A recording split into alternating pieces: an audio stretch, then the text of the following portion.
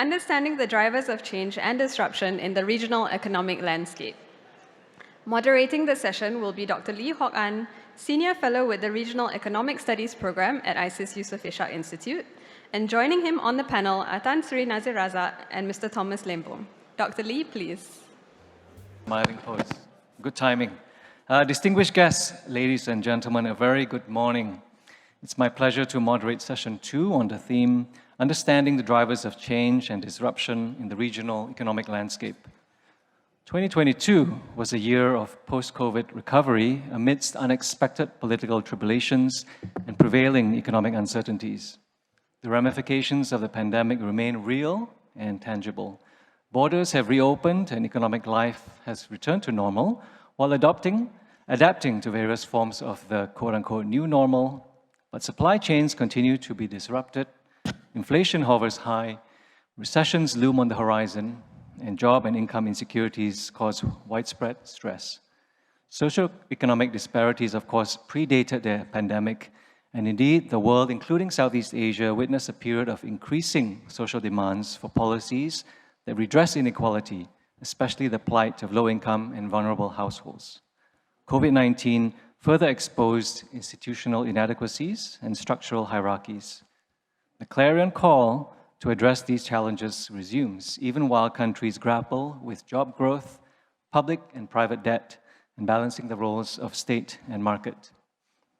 The global challenges of managing supply chains and increasing productive capacity have also been present for many years. With COVID-19, some technological changes stalled, others were postponed, and some have accelerated. How well countries navigate the current choppy waters of the global economy and inflationary pressures will depend significantly on how well they absorb shocks, resolve production bottlenecks, and coordinate new investments. The theme of change and disruption is vast and multifaceted, requiring a selective approach. Happily, our two panelists are seasoned participants and perceptive thought leaders who have curated for us the key trends, problems, and solutions that we should note and analyze. Tan Sri Nazir Razak is founding partner and chairman of ISEAS Capital and former CEO and chairman of CIMB Bank. Welcome, Tan Sri Nazir. Mr. Thomas Lembong is director of Consilience Policy Institute, and he was previously managing partner of Kuvat Management and has served as Indonesia's Minister of Trade. Welcome, Pak Tom. Warm welcome to both of you. Thank you for joining us. Tan Sri Nazir will share with us his views on economic change and disruption, drawing on his experience in banking and finance, with some attention to socioeconomic challenges and opportunities of these times.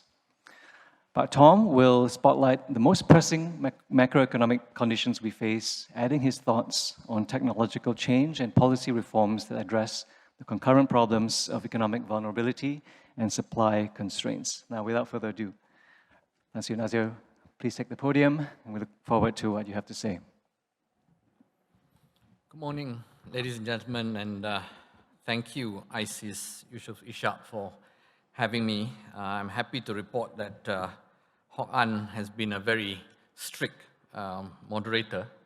He gave us the question and said that we could discuss what we wanted with the question. Then he sent us 3 sub-questions that we should answer in 15 minutes.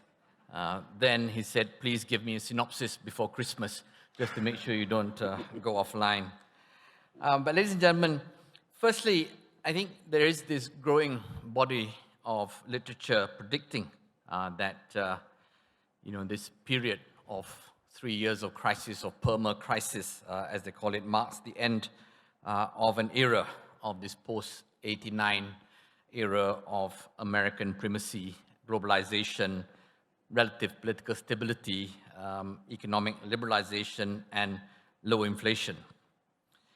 I mean, I think it is beyond me to say whether it is or is not, but certainly I have never experienced a more difficult time for forecasting the new year.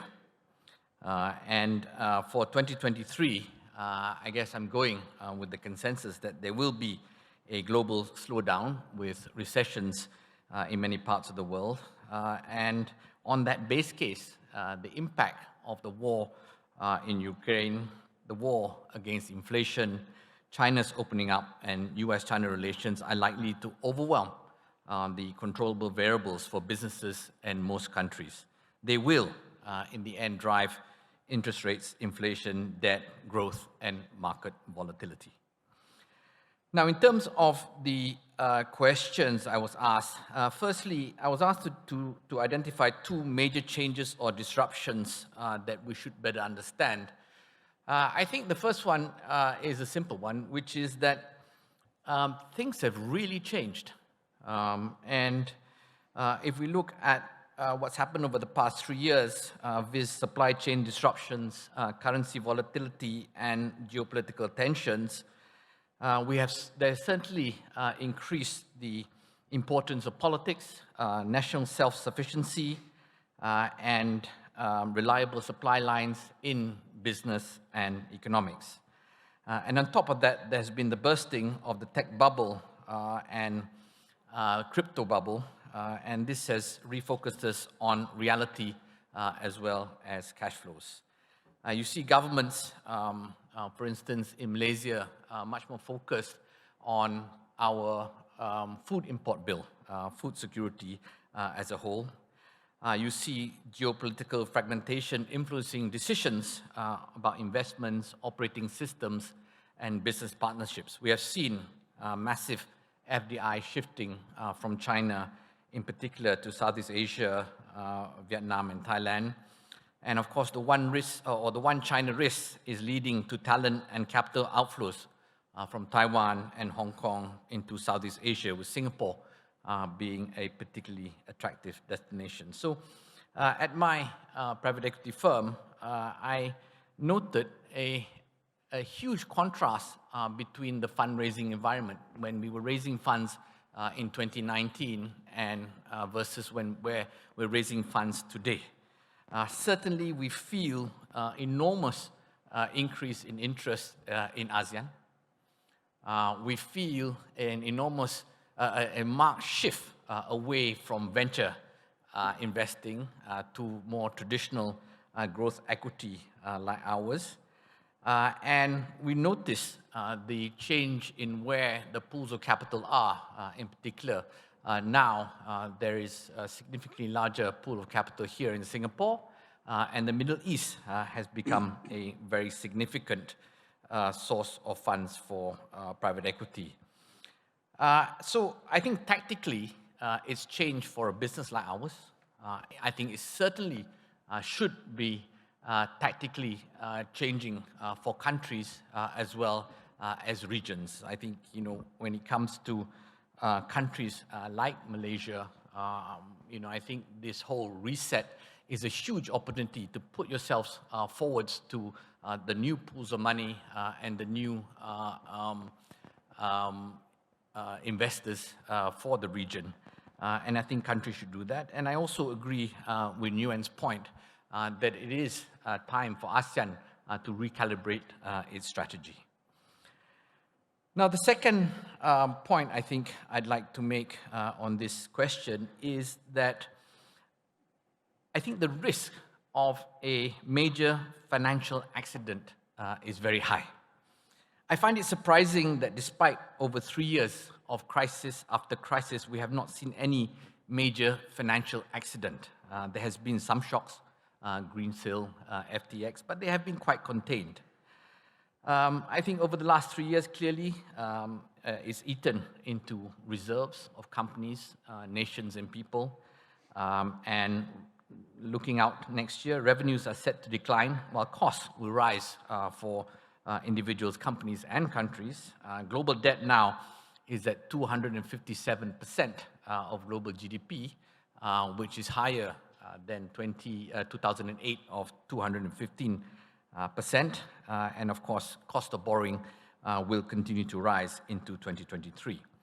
At the same time, markets are very volatile, and social political shocks can trigger panic and irrational actions. The global financial crisis and Asian financial crisis, of course, saw failure of financial institutions with systemic consequences. Banks are, of course, bigger and better capitalized and regulated, as a result of those crises, but they cannot be made immune. It is worth noting that in 2022, banks actually did very well, benefiting from high interest rates and a lag or delay in cost inflation as well as NPLs. In 2023, I think these will change. Rates are set to peak, and I think costs and bad debts will surely rise. At the same time, bank management are mostly complacent, as they always are after a good turnaround. So when the numbers start to fall, I fear that some will be tempted to increase risk and also in lending and also in trading. And I wonder whether markets know something that we don't, given the low valuations of banks today. There is one global bank trading at less than 20 cents to the book dollar, for instance. In ASEAN, I think systemic banks are strong and solid, but financial institutions are very interlinked, and there are still many small banks in the region. Of course, crisis could also happen at the national level. We have seen how financially unsustainable policies can quickly create dangerous market instability in the UK and Brazil. Countries with high foreign currency debt and low reserves are, of course, most at risk. And also note that there are a few countries where there are looming elections. They are at risk of irresponsible fiscal spend as well. If there is a systemic crisis, we are, of course, unlikely to see the kind of international policy coordination that was so crucial in 1998 and 2008. I don't really want to be the harbinger of doom, and maybe because I spent New Year in Beirut, maybe has influenced me a bit. But I keep reminding myself that when the Asian financial crisis hit, when I was at CIMB then, were like deer in headlights, and we got hurt. Whereas when the global financial crisis hit, we moved fast and we were actually well prepared. So whether the accident comes from banks, companies, or governments, I think CEOs would do very well to be alert to this risk over the next couple of years. Now, moving on to the next question about the range of problems surrounding economic insecurity in Malaysia, I would like to just bring up a couple of points. One is, I mentioned food security earlier. The other one of concern is social protection, and this has long been a concern. We felt that something like 30% of people pre-crisis had insufficient savings for retirement, but this has been compounded by the pandemic, and in particular, the politically popular decision to allow EPF or Employee Provident Fund withdrawals. The impact of this has been about a total of 155 billion ringgit has been withdrawn from EPF, leaving, according to data, approximately 40% of account holders with zero balance. This is worrying, given that one is EPF is only for employees. There are also gig workers and self-employed.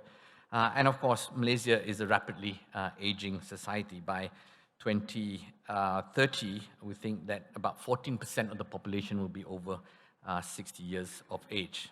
So at this rate, there could be quite serious social problems within the next 10 years. So it is going to be very interesting to see whether this new government, given its political position, will be focused on this very important issue. And I think in terms of actions, I think Malaysia needs a new social contract and welfare system.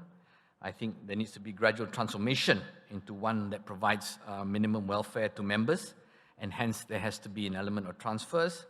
And I think there needs to be minimum welfare for all Malaysians. And of course, there needs to be a good economic strategy to improve incomes overall. Another area of economic insecurity to me is, of course, as usual, politics. Our recent general election resulted in a hung parliament, but in the end, we have a government with a two-thirds majority for the first time since 2008. And this is a multiracial coalition, and of course, reasonably progressive in its articulated views and so on. Credit Suisse, in their report after the election, actually said that Malaysia has been saved from the abyss. Yeah. And what was the abyss in Credit Suisse's mind was a government dominated by the Islamic Party. Yeah. And of course, that by extension means that they fear this possibility. And that is a very real possibility. Within the next 5 years or so, you might indeed get a switch in government. So ironically, when I talk to investors, both foreign and domestic, as well as talents, this is on their minds. What would be the implications if there is a government that is somewhat dominated by the Islamic Party?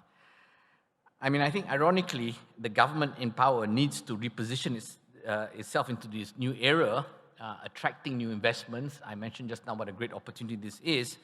But it also has to kind of tell the investors that actually things might not be so bad, even if there is a change in government. And personally, I think this is the view that is correct. I think, one is PAS on its own cannot form government.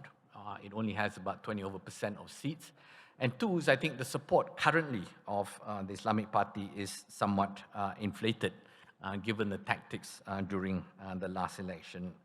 But more importantly, I think this is a wake-up call for moderate Malays, and I hope to see the reemergence of a strong Malay-led party. Now, moving on to Hock An's third question, which is he asked that I give 2 examples on national or regional organizations that have done well or poorly in managing change and disruption. First, I think banks have done poorly. I think if you look over the years, recent years, over the past 15 years, average margins of banks have shrunk by more than 25%, and valuations have dropped to less than 1/3 of other industries. The profitability of banks has declined due to high capital requirements, compliance costs, competition from non-banks, and judging by valuations of investors, they're likely to get worse. So in essence, banks have failed to evolve and keep up with consumer demands for convenience and customization. Technology has undermined the traditional size advantage of universal banks, and vested interest inside traditional banks has inhibited change and transformation. Customers are, of course, turning to cross-industry platforms like Amazon, PayPal, and so on. So banks really have to get their act together. I think there is still time. They have customer data, regulatory, and brand trust advantages. And some have moved forwards. Sime Commercial, CIMB, DBS have really moved forwards. And I think one has to watch this space. I think, going forwards, some traditional banks will make a serious comeback. A few neobanks will succeed, but lots of neobanks and some untransformed traditional banks will fall by the wayside. Yeah. So I think if you're an investor, I think picking the right bank will actually make you quite a lot of money over the next few years. And finally, an organization that hasn't done so well is the ASEAN organization itself. I think, the ASEAN Economic Community promised this single customer base and free movement of capital and so on. And if we take pre-COVID data, really, intra-ASEAN trade has remained around 23% of GDP, despite the headline of 98% of tariff lines being zeroized. Non-tariff barriers have, however, jumped correspondingly during the period. And intra-ASEAN FDIs has increased in absolute terms, but actually reduced in percentage. There are, of course, lots of frustrations with ASEAN. I think there are issues around the power of the Secretariat and so on. But I think the point that we're all making is that this is a time for us to step forwards and take advantage of this coming new order. It is true that, some people say ASEAN's strength is its weakness, but I think in economic terms, I don't think that's so much the case. I think there's just so much more that we can do for collaboration. I give you an example of how we fail to actually bring the banking system together. ASEAN produced a qualified ASEAN banking framework. And if you look at that framework, all it does is actually encourages central banks to discuss with each other about licenses. When really the value is created if we enable banks to move information, to move people across borders, and allow back office centralization. So that is just an example of how ASEAN can do a lot more to bring the region together economically. And I hope that Indonesia's leadership of ASEAN, the true leader, is finally the leader. And I hope in 2023, we actually think carefully about the idea shared earlier about a new compact that will bring more genuine economic collaboration for ASEAN. So ladies and gentlemen, those are my thoughts for the coming year. I am somewhat downbeat overall, but to be honest, I'm actually quite positive about Malaysia. We have a reformist PM with a relatively fresh set of new ministers. I think we've been held back by politics for too long, and we might just have turned the corner. And I also think that in relative terms, ASEAN will prove more resilient and fare better than most parts of the world. Again, given what's happening elsewhere, this can be ASEAN's moment, a new multipolar world with ASEAN as a material polar and an economic force. The clarion call here is, I agree, we need to revitalize ASEAN, and a revitalized ASEAN means a strong ASEAN economic community. Thank you for listening.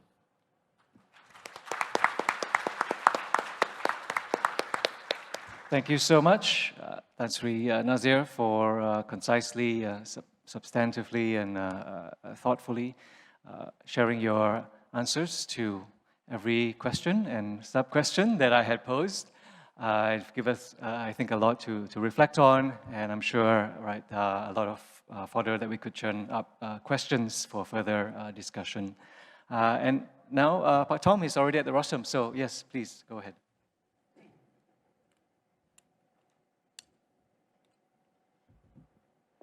Hello. Okay.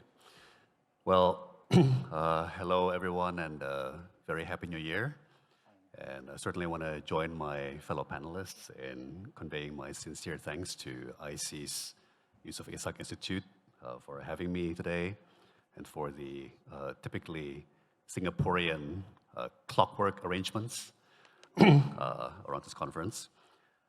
So to build on the other panelists' prior remarks, I would certainly agree with Dr. Nguyen and others that the good news is in 2022, I think ASEAN has actually done quite well. Many would say even surprisingly well, economically. Throughout the year, I recall fairly abundant commentary in the international media calling ASEAN an economic bright spot. So the question now is, how will we fare going into 2023? Yeah. And what are sort of the main challenges going into this year?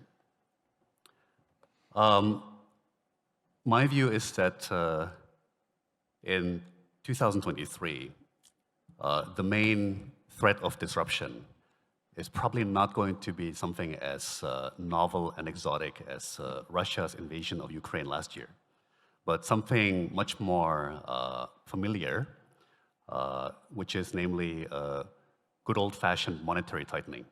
Yeah. So obviously we've already had sort of record tightening, like the most rapid rise in interest rates in a generation in the course of last year. But towards the last few months of last year, markets somehow convinced themselves that the fight over inflation is nearing its end, and that very soon the Federal Reserve and other central banks will be cutting interest rates again soon. And my view, even then, was that this sort of widespread market expectation was likely to be disappointed. And I'll get into the reasons for that shortly. But I brought a couple of slides at least to illustrate the condition of monetary tightening. And, as I mentioned, it's something that we're all, or many of us in this room, are intimately familiar with. This was the Federal Reserve interest rate policy leading up to the 1997 Asian financial crisis.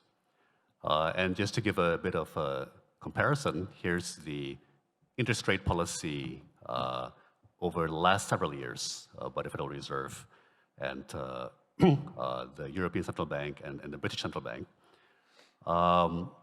And I apologize, this slide is not completely up to date because, as many of us are familiar, most recently the Fed hiked interest rates again to a level now of 4.25 to 4.5. And most Fed policymakers foresee hitting the five handle, as we call it in finance, in the course of this year.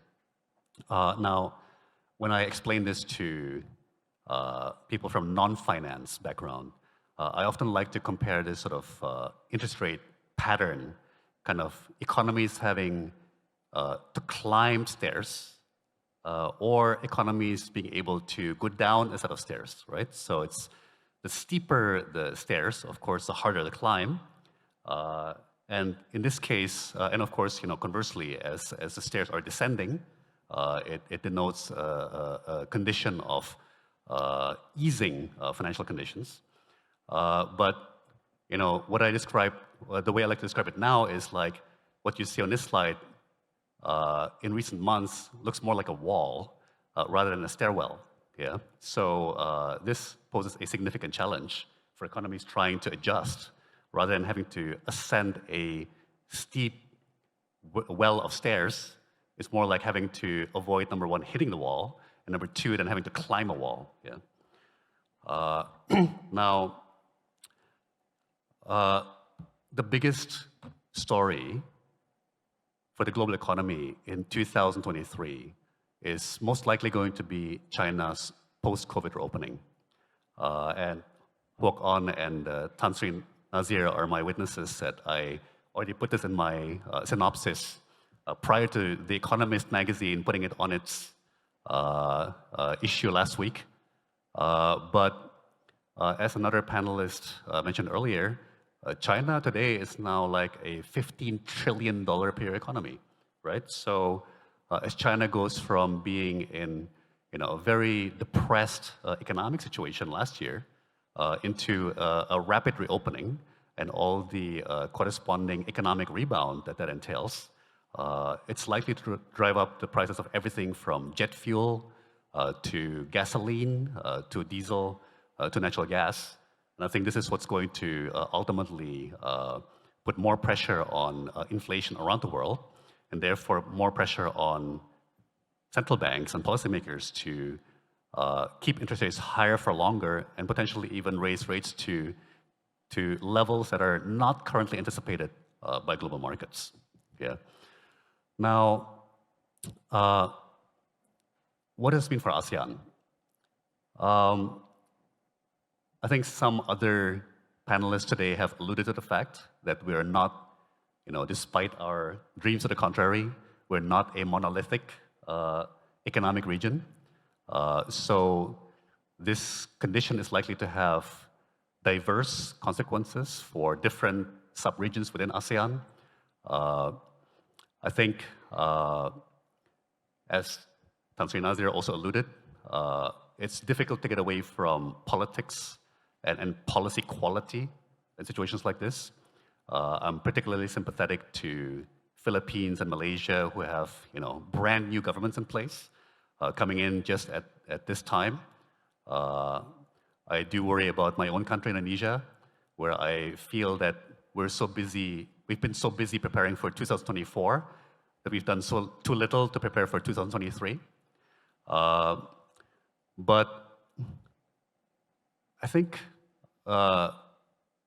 some countries like Indonesia will be more vulnerable to this rapid monetary tightening, other countries, I think, will be more well-positioned. Yeah. Now, Huok asked us to focus a bit on the technology sector. Yeah. And the question he posed to us was, is technological change accelerating or decelerating? And I guess in our private discussions, we kind of agreed more or less that the answer to the question is both. Technology is both slowing down, but also speeding up, right? Now, in what way are we slowing down and speeding up? I think many of us are familiar by now that a massive technology bubble burst in the course of 2022. Technology shares are down from between 20% for the mega caps like Google, Microsoft, to 40, 50% for many other technology shares, to down 70 or even 80% for the more speculative technology shares like Grab or Gojek or Sea, right? And this bursting of the technology bubble will unavoidably slow down the pace of technological change, technological adoption. The tech companies will just have less fuel, will just have less sort of cheap money with which to push digital adoption. At the same time, it's very, very clear that the pace of innovation in labs, in corporate R&D around the world is not letting up anytime soon. Last year saw the stupendous breakthroughs in AI, such as the now infamous ChatGPT AI system, which I now believe is on generation 2.5. And it's a visual image generator equivalent, DALL-E, DALL-E. I'm also utterly fascinated with the breakthrough advances in mRNA vaccines, for example, which are going back to their original roots as anti-cancer therapies. As some of you might be familiar, mRNA vaccines were never originally intended to fight viruses. They were actually originally intended to fight cancer. And flush with COVID vaccine profits, these mRNA vaccine makers are now returning to their original purpose with extremely promising results. So we have this fascinating dichotomy, I guess, of, on the one hand, I think, lots of pain and deflation in the technology sector, right? Rising cost of capital, but an unabated pace of technological innovation coming out of our labs and innovation centers. Now, where this becomes applicable to the economic challenges that we're going to face this year and next, I think is that I would argue for the first time in history, and certainly ASEAN's history, and certainly more than ever before, I think technological solutions are our best promise for overcoming our challenges. Yeah. So I think most of us in this room, at least, would be familiar by now with the multidimensional crises that the world is confronting, right? We have the energy crisis, we have the kind of still unfolding food crisis, we have supply chain crisis, which are easing a bit, but might become more complicated again by the geopolitical crisis. And I sincerely believe that, for better or for worse, like technological solutions to each of these crises is probably our best hope for coping with these challenges. I'm a little sad in saying that because in actuality, the best way out of these crises are something, again, far from novel and exotic, something very, very familiar, which are well known as supply-side reforms, right? The global inflation that's causing all this interest rate pressure, we should remember is caused by demand outstripping supply, right? Now, central banks are working very, very hard to tighten monetary policy, to raise interest rates, to lower demand, to bring it back in line with supply. But ideally, governments would do their part in moderating supply shortages, right? In solving supply shortages, right? By introducing policy reforms that increase supply, right? Because if all the burden of solving inflation falls on central banks to cut demand, it's going to be a lot more painful and result in much greater risk of what Tan Sri Nazir just mentioned, like financial accident, compared to if both policy levers are working in tandem. If monetary policy is doing its bit to lower demand, but supply side policy is doing its bit to increase supply, right? Increase supply of energy, increase supply of labor, increase supply of food, right? And we really have to, I really want to emphasize that so many of the supply shortages, the supply constraints that we're suffering today that lead to all this inflation are self-inflicted. They are policy-induced, right? Declining immigration has caused the labor shortages, or at least contributed to labor shortages, which are driving up wages and causing tight labor markets, especially in the advanced economies. Resource nationalism or protectionism is cutting supply, particularly cross-border supply, right? And so really, ideally, it would be policy that would lead the solutions to this inflationary situation. Sadly, domestic politics is getting in the way, right? And several panelists earlier alluded to domestic politics, and frankly, some very intelligent questions from the floor alluded to domestic politics in the US, domestic politics within China, domestic politics within some ASEAN countries, which we'll talk about in the afternoon sessions. So sadly, as a policymaker, I see the political environment potentially at its most inhospitable to supply-side reforms in many, many years. Yeah? But that increases the urgency of technological solutions even more. Yeah.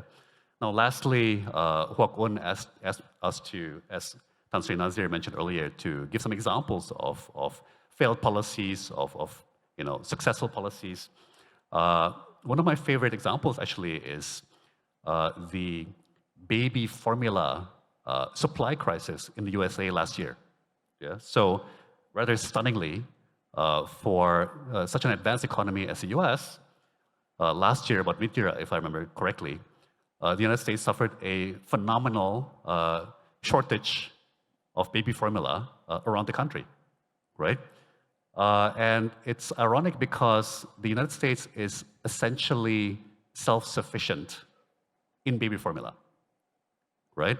So supplies dried up, prices skyrocketed, and the whole country was in shortage of baby formula.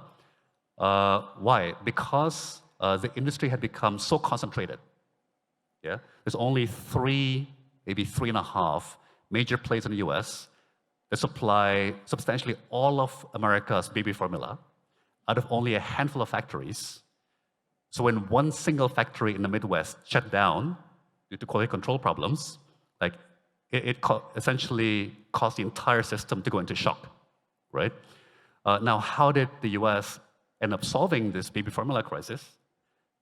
Essentially by importing baby formula, finally, which I hadn't done for many, many years, from a factory, in fact, right here in Singapore, right? And the reason I like this example so much is because a lot of politicians and a lot of policymakers these days are mistaking self-sufficiency or greater self-sufficiency for greater resilience. And I would actually argue that the data shows the opposite. Like the less interdependent you become, like the more self-reliant you become, the less resilient you become. Like the more you put yourself at risk, right? Because you're reducing the diversity of your sourcing, right, from multiple sources around the world to potentially fewer and maybe only yourself to rely on. So if anything happens to you, you're on your own, right? So again, as a devoted internationalist and reformist, of course, I'll be sort of, evangelizing realities like this.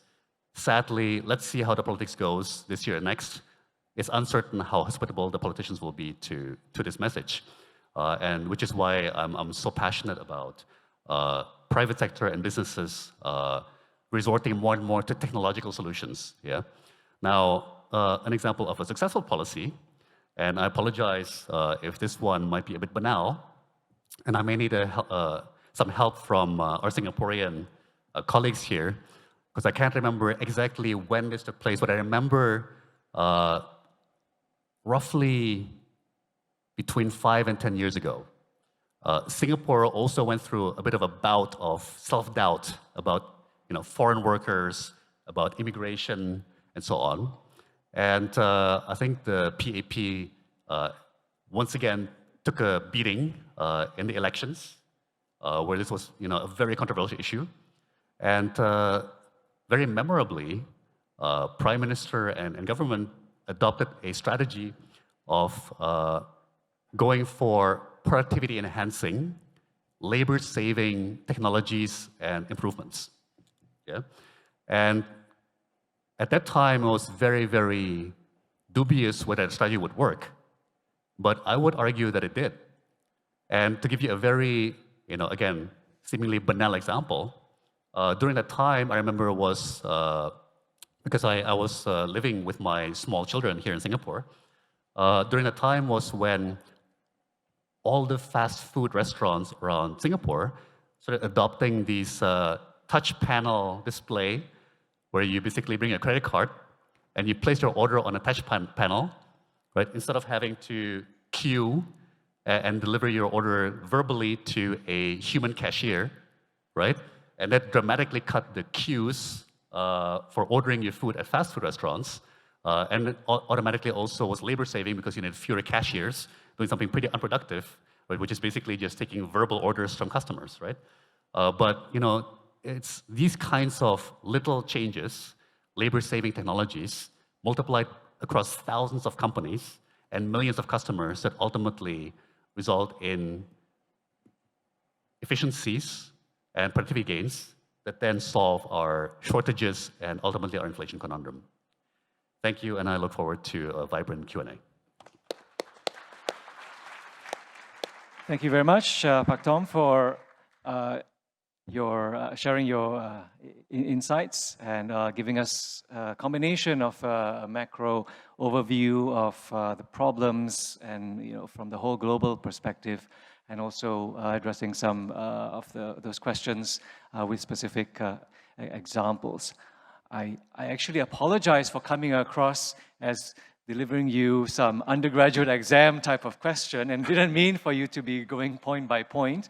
But anyway, thank you very much. And I think that's kind of helped us to give some structure and variety in the answers. And we are on time to have about 25 questions of 25 minutes of Q&A. And unlike my supposedly rigid task mastering, the organizers have given us a bit of flexibility to extend beyond slightly our appointed time. So again, about 25 minutes for Q&A. And while you are gathering your thoughts and formulating questions, and again, we invite you to, I think it would be helpful if you step up to the microphone to actually see you, and then you can immediately as well raise your question by the mic stands.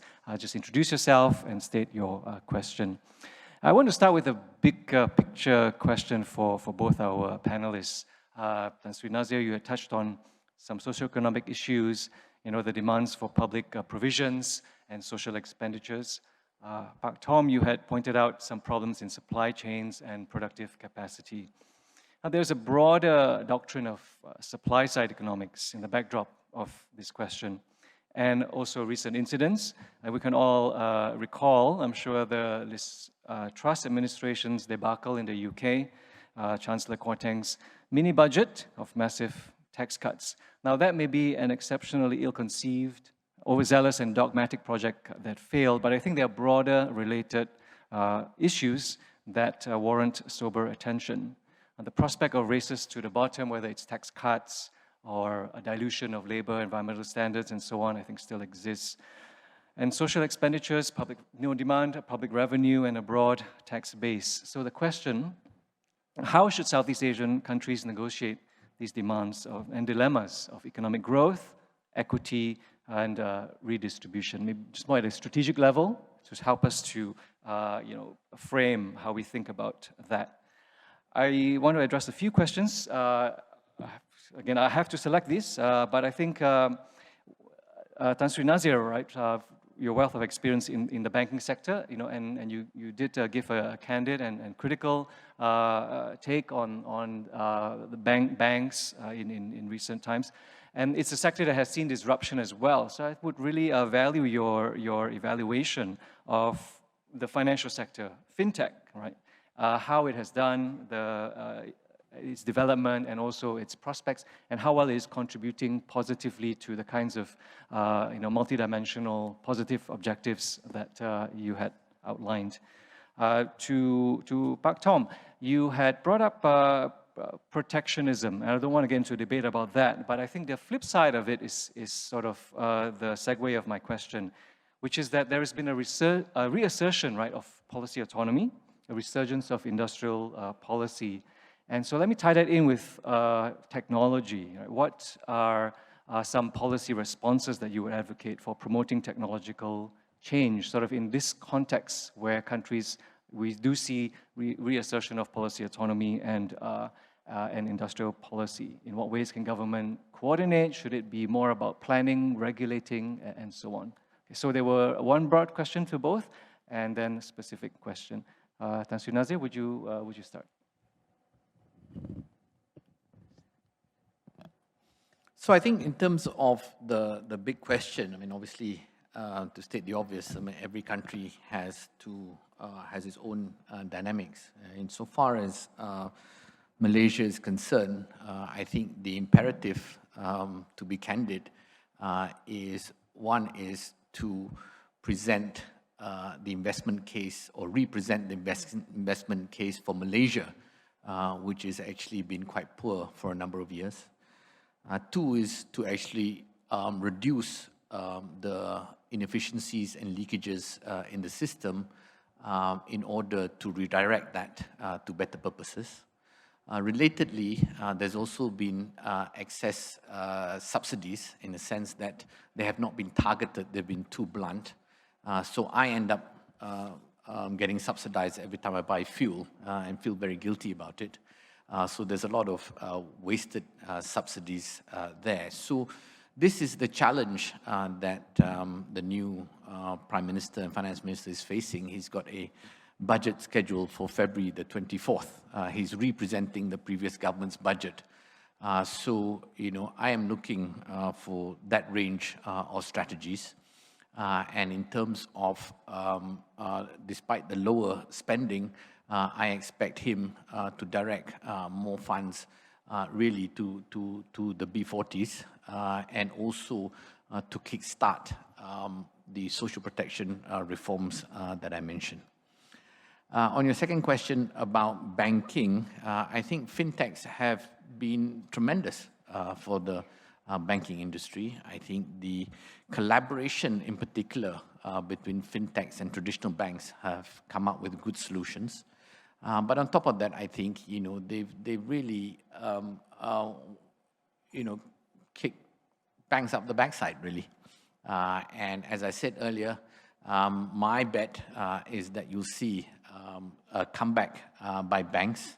I think you're already feeling it. I think they're feeling a lot of pressure from margins, etc., and the neobanks that are coming up. And my bet is the many traditional banks will actually win in the end. But I think they've got tremendous advantages. You've seen in Australia and the like, generally these kind of neobanks, pure neobanks, have not done very well. But I think neobanks plus ecosystem plays have been quite successful. So the end, you see a few of these players like Ant Financials and so on, and then you see a return of the good traditional banks. Thank you, Wokun. So to your race to the bottom risk question, certainly Prime Minister Liz Truss and Chancellor Kwasi Kwarteng are far from the only perpetrators of ill-conceived policies. And you allude to protectionist policies. My late father was a medical doctor, and as many of us know, the Hippocratic oath supposedly taken by all doctors starts with first, do no harm, right? So as we go into this increasingly challenging monetary environment, I think it becomes all the more important to avoid policy blunders and policy missteps. Yeah. Now, I say this with some sadness again, coming from Indonesia, where only a few weeks ago we ratified, with the support of all 9 members of our parliament, a very controversial criminal code law, which I dare say has been very negatively received almost uniformly around the world. And without getting into too much detail, to me, that is an example of own goal, right? A sort of self-inflicted blunder that is only going to make it more challenging for us to be flexible and adaptable going into this monetary and financial turbulence. Now, another example I like to cite is that we've had greater and greater resource nationalism in Indonesia as well over the last, I would say, 12 to 15 years, which in recent years has resulted in the exits of, for example, Total from Indonesia, and also Chevron. And from what I understand, over the last 5 to 7 years, our domestic oil production has declined from 850,000 barrels per day to around 600,000 barrels per day. So this is another example of what I would call self-inflicted, policy-induced supply shortages. Yeah? So it's not that there's less oil in the ground or less gas in the ground. Yes, it's probably becoming geologically more challenging to extract as gas fields mature or as oil fields mature. But in a conducive environment, you'd have exploration for new oil fields, for new gas fields. You'd have support for technological breakthroughs that make drilling and extraction easier and easier, right? Now,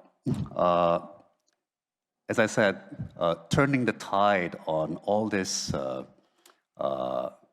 destructive policy, which I think many of us intuitively understand is driven by populism in politics, right? It's going to take longer than we have. The challenge is pressing. We don't have much time to address the challenges, and therefore we're forced as economic actors, as corporate actors, to resort to technological fixes. Yeah. Now, getting more deeply into the technology policies that will give a boost to digital solutions, digital fixes, technological fixes. I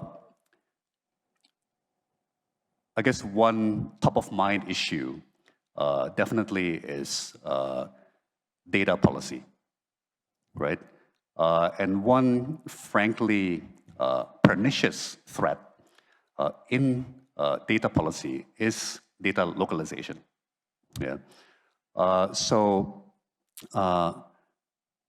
The internet is as powerful as it is because it is global. It is like the cloud is as powerful as it is because it is global. And no matter how large your country, no matter how large your internet, it could never match the scale economies and therefore the scale efficiencies of the global cloud and the global internet.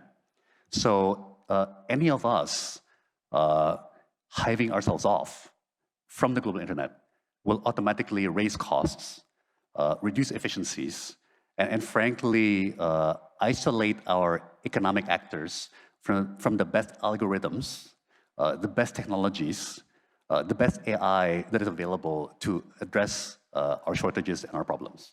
Yeah. So I think, fortunately, ASEAN so far, in practice, if not in rhetoric, still has reasonably liberal, reasonably free policy attitude and policy regime with respect to international flow of data. Yeah? But that's one area where I think, given the circumstances and the lack of alternatives, are going to have to invest extra political capital and extra resources to protect this sort of freedom of flow of information, freedom of flow of data, interconnectedness of data centers, resource sharing, infrastructure sharing, precisely because we're going to become so much more dependent on digital solutions and technology fixes in the next couple of years. Yeah. I think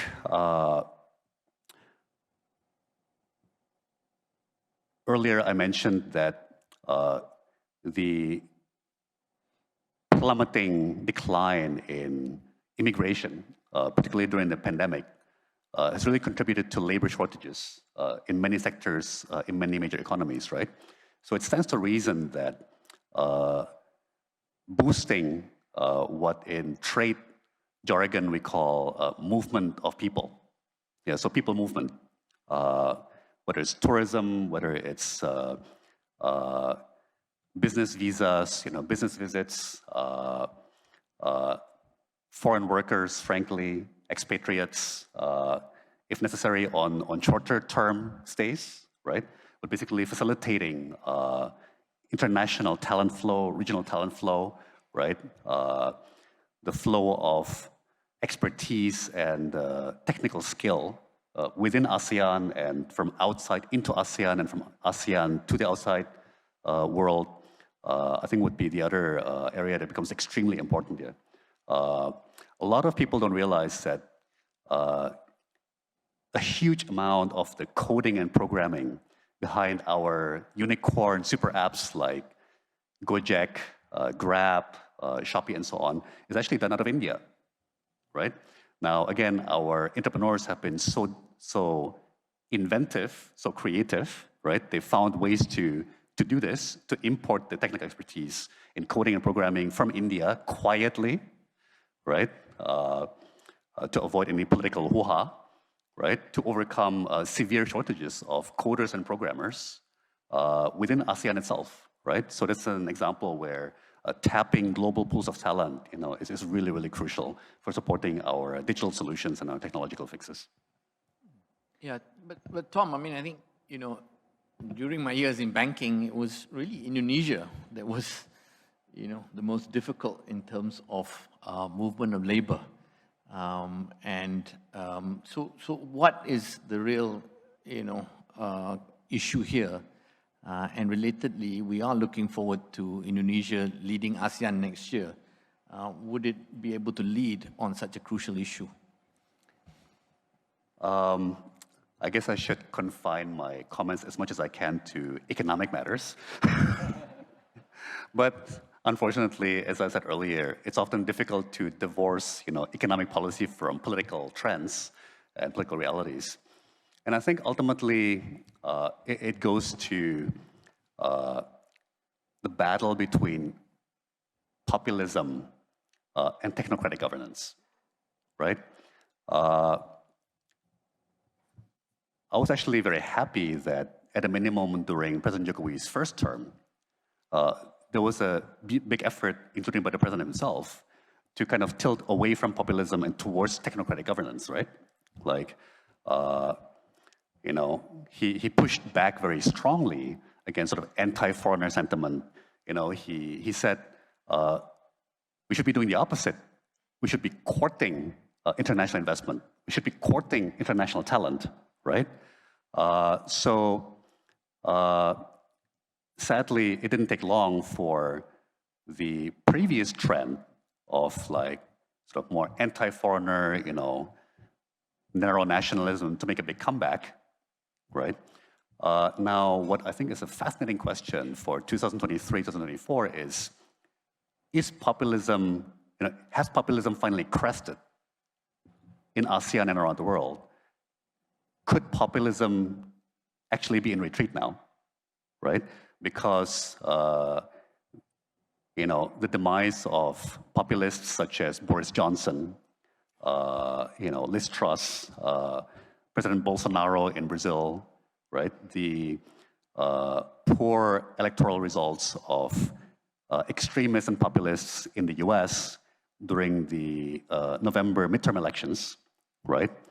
I think the changeover from the very populist President Duterte to so far the seemingly more technocratic President Marcos in the Philippines, right? Could we see more technocratic governance in Malaysia with the new government, right? I think that's arguably the trillion-dollar question is, has populism crested? Can we push back populism now? Can we all conspire to put populism into retreat and bring back, good old boring technocratic governance? There was a great Financial Times editorial that argued that the prospect for that is actually very, very good. And the reason is very, very simple, laws of physics, which is that populism thrives on outrage and rage, which is intensity, and basically is very vulnerable to burning itself out.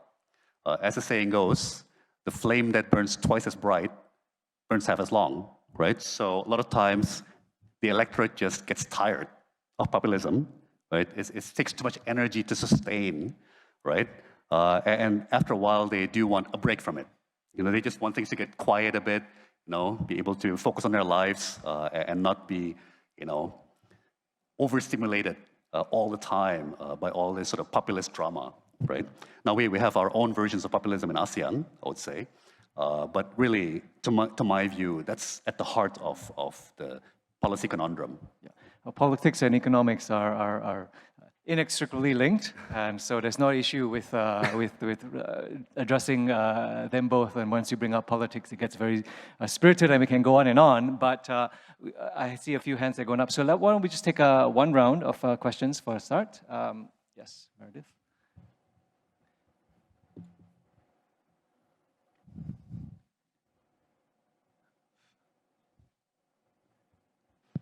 Thanks. So these were great presentations. I really appreciated it. And I'm Meredith Weiss. I'm from the State University of New York. And I wanted to invite Tansri Nazir to daydream a little bit. You mentioned, on the one hand, the quite shocking figures of EPF depletion, as well as the need for a new social contract. So building to some extent on Håkan's first question after the presentations, I was wondering if you could say a bit more about that. So we've already knew in Malaysia in particular, but really many places, that especially with an aging population, EPF was insufficient. So many had already clearly inadequate savings, and so many were not eligible for EPF, gig economy workers and millions in Malaysia, housewives, others, or had only recently gotten some facilities to save. So this seems a good moment with, as you said, 40% now depleted, to rethink that system. And I'm wondering two things. One would be, what would be a better system or a way to revive EPF in a way that's more sustainable and sufficient? And then secondly, what's a better system that's also politically feasible in Malaysia, given, as you mentioned, the need for a new social contract? Right, I saw two other hands in the middle. Yes, please, go ahead. The microphone is right nearby. You could step up. Yeah. Yes. Yeah, both? Yeah. Go ahead, whenever. Good afternoon, Sarah Dawe Ducanes from the National Economic Development Authority of the Philippines. Thank the speakers for their very insightful discussions. Well, my question is really along the lines of dreaming, as the lady that preceded me said. Given the current geopolitical, economic, and even technological trends, how do you think these are affecting the prospects or even the desirability for an ASEAN currency or even closer monetary integration in the region? And what do you think is or should be the role of the Shanghai Initiative multilateralization in achieving greater regional cooperation or coordination? Thank you. Thank you very much. Yes, and there was a third for this round. Thanks for taking this question. I just wanted to ask about your views on a long-term slow boil crisis that we are currently facing, which is climate change. I know it's a little bit, off what you've presented, but basically the idea being that how will this crisis, which we've known for a very long time is happening, but we are not paying enough attention to it, how will this crisis then impact the way that countries approach energy transition in this disrupted world? So for instance, you've talked about the security of supply, you've talked about energy security fears, rising populism and nationalism. I like your views on, for instance, how countries are able to achieve a transition to clean technology. If there were such a sense of populism and nationalism in securing, for instance, critical minerals that will be important for clean technology. Appreciate your views, both of you. Thank you very much. Thank you very much, Sharon. So, there's 3 questions. I think one is clearly for Tan Sri Nazir on the EPF, and then I would invite Pak Tom to address the questions about ASEAN.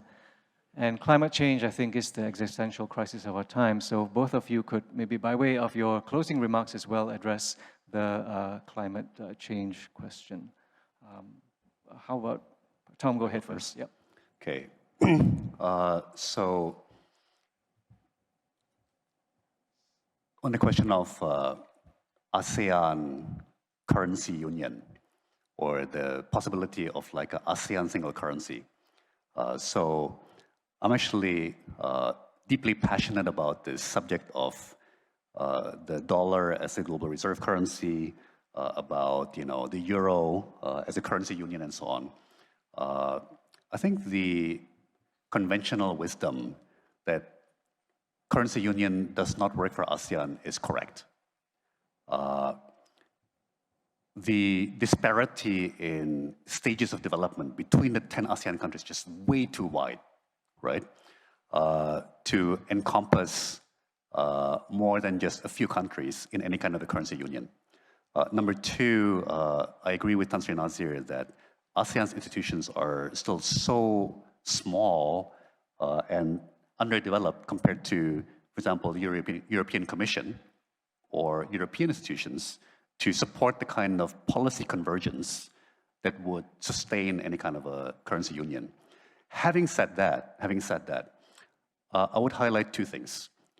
I have believed for a very long time that reserve currency diversification was absolutely critical for our monetary interests and our economic stability interests.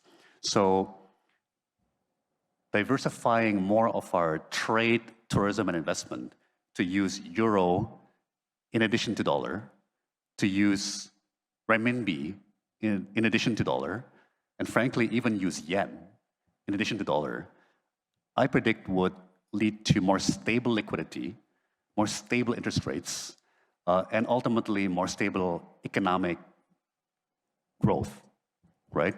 For example, right now, dollar liquidity is shrinking, but yen liquidity is shrinking less.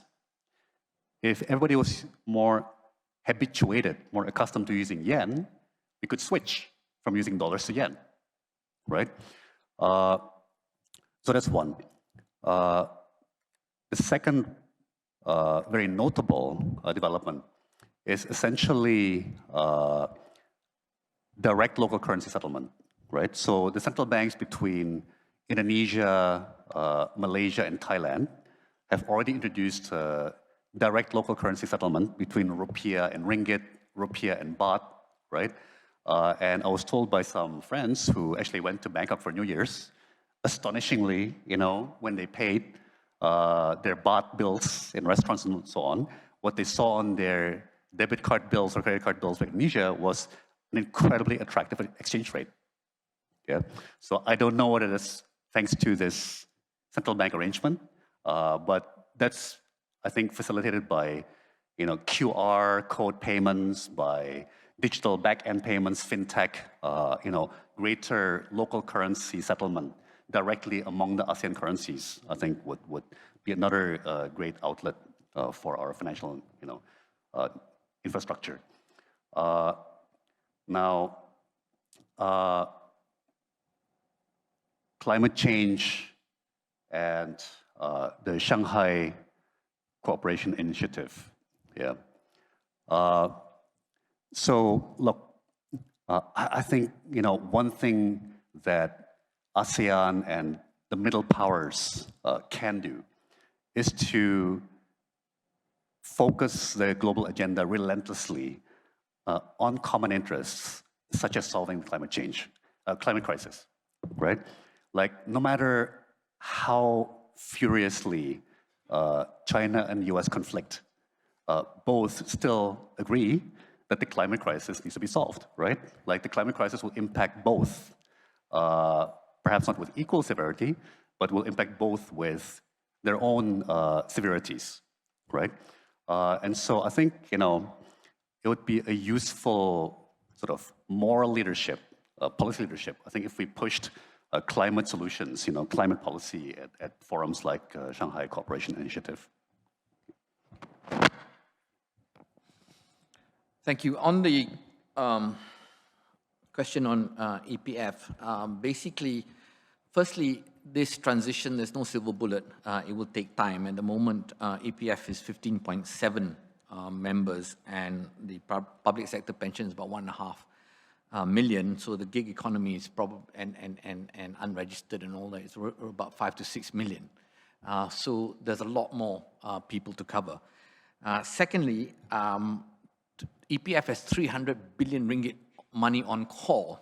So if you do anything too drastic, you run the danger of massive outflows. So I would recommend a slow transition. I would recommend certain principles be brought in terms of minimum welfare to members, but maybe starting at 75 years first for a few years and then bringing it down over time so that the element of transfer is more gradual.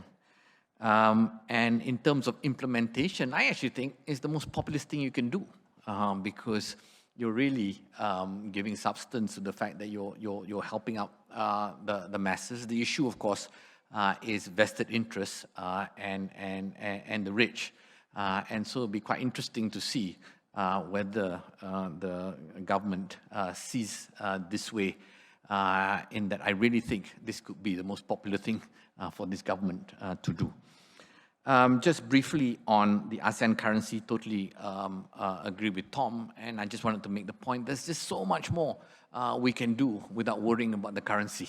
And I think if you put the currency on the table, you would actually reduce cooperation in other areas. So I'd prefer to actually announce, make it very public that it's not on the table at all, so that we can focus on where we can collaborate more. And finally, on climate change, I think, Jamie Dimon recently came up with a statement that, practically introduced the notion that, they have to take a few steps back from this climate change priority, given the current circumstances. And here again is the sad reality of democracy, where one ends up having to prioritize the immediate concerns of the impending voters rather than the real long-term challenge for the world. Thank you very much. We have reached the end of our appointed time, but I trust that you, like me, have taken our proceedings as an appetizer and guide for us to continue our conversations. Please join me in thanking Tan Sri Nazir Razak and Mr. Tom Lembong for giving us valuable insights and helping us think through regional economic challenges and opportunities. We're talking about disruption, but one thing you must not disrupt, especially in Southeast Asia, is lunch. So I duly hand time back to Afra, who will tell us when and how we makan